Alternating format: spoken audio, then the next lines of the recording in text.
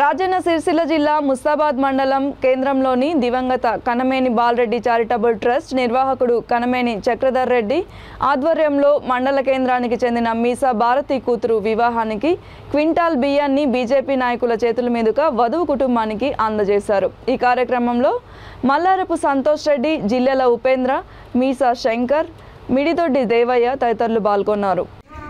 ఈరోజు చక్రధర్ రెడ్డి గారి charitable trust ఆధ్వర్యంలో నిరుపేద మహిళ అయిన మీసా భారతి గారి కూతురు వివాహం ఉండడం జరిగింది।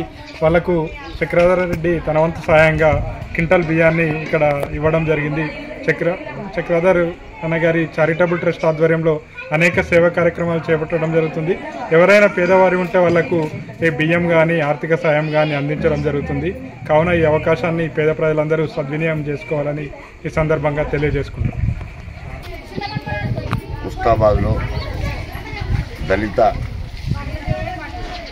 మహిళ అయిన మీసా భారతి కూతురు వివాహంకు మన కనమేని చక్రధర్ రెడ్డి గారి ట్రస్ట్ నుండి ఒక క్వింటల్ బియ్యం వారికి ఆర్థిక సాయం చేయడం జరిగింది।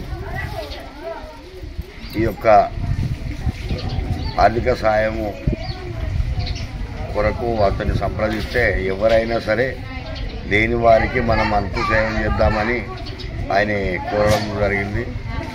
ఆయన ప్రకారంగా మేము ఇలాంటి గరీబ్ అయిన ఈ మీసా భారతి విషయం దృష్టికి తీసుకెళ్తే తను స్వయంగా తానే ఈ బియ్యం ఒక క్వింటల్ బియ్యం కొని ఇవ్వడం జరిగింది। దీనికి ఈ మీసా భారతి తరఫున మా కార్యకర్తల తరఫున చక్రధర్ రెడ్డి గారికి కృతజ్ఞతలు తెలుపుతున్నాం।